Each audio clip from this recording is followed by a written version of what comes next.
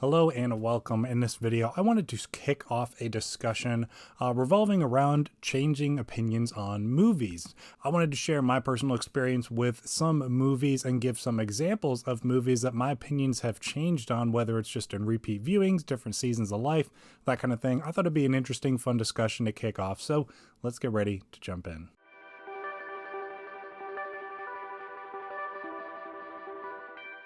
So recently I've been rewatching some movies that I either started and never finished or watched and liked enough the first time but wanted to go back and give it another rewatch to see if my opinion on the movie would change.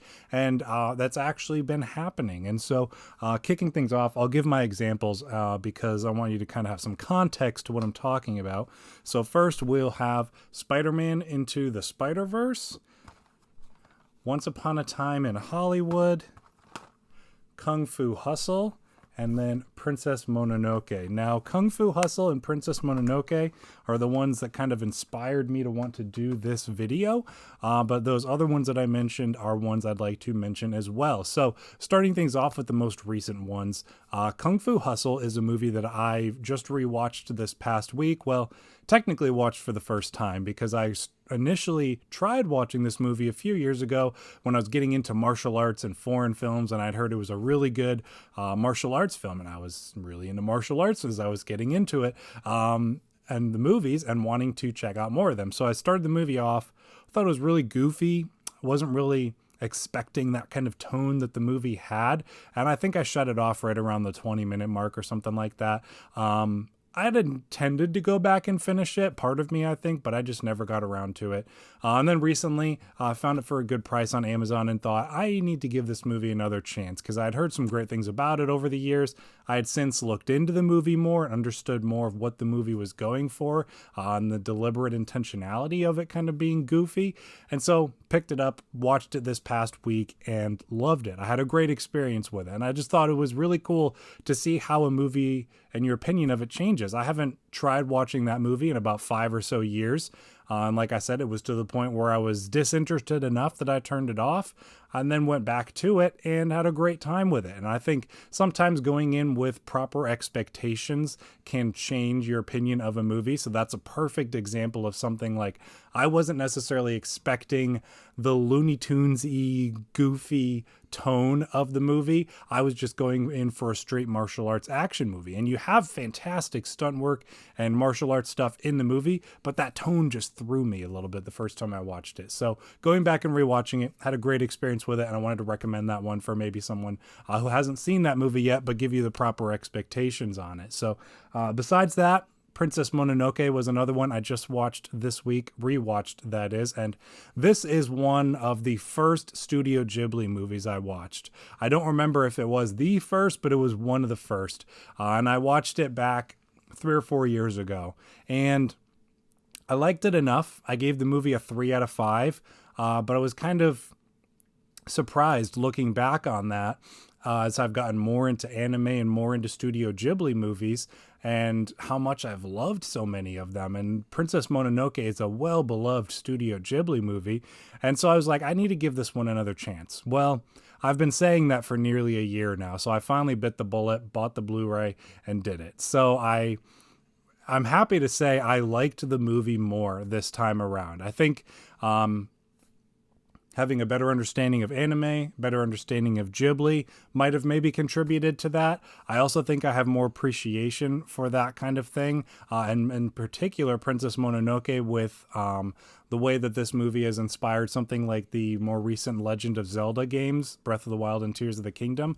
I feel like those are heavily influential on those games, and so watching this movie now, having been exposed to and loving those games, gave me a different perspective on the movie. And then just going into it, like I said, with fresh eyes, a little bit more different season of life, there was a lot of things that I really, really liked about it. Now, I didn't fall in love with the movie. I still only gave it another half star. I get a 3.5 out of 5 on the movie in my rating scale.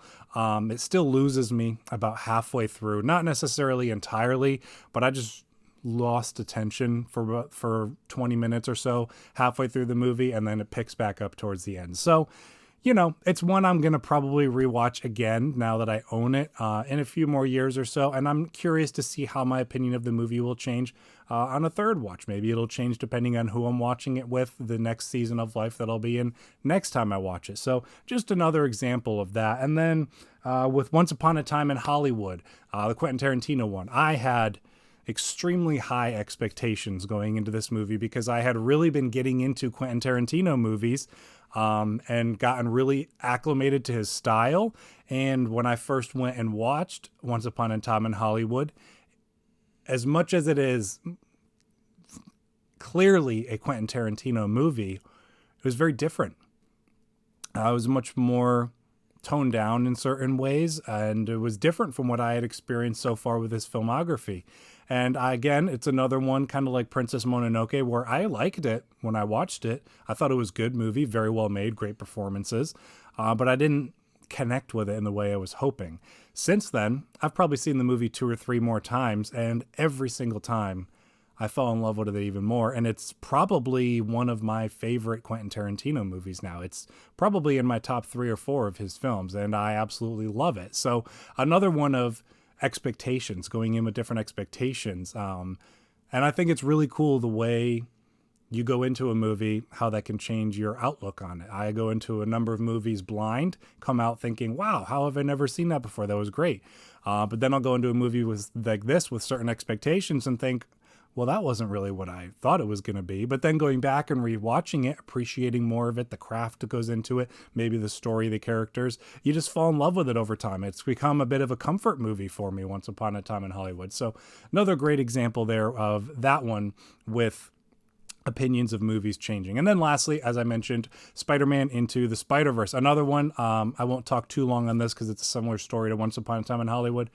Had heard fantastic, incredible, amazing things about this movie leading up to it. So I had roof high expectations, sky high expectations for this movie based on what I had heard when we went to go see it in theaters, and came out thinking, yeah, that was pretty good, but it was still kind of a kid's movie in these ways. And then subsequently would go back and watch it again 2 or 3 more times since.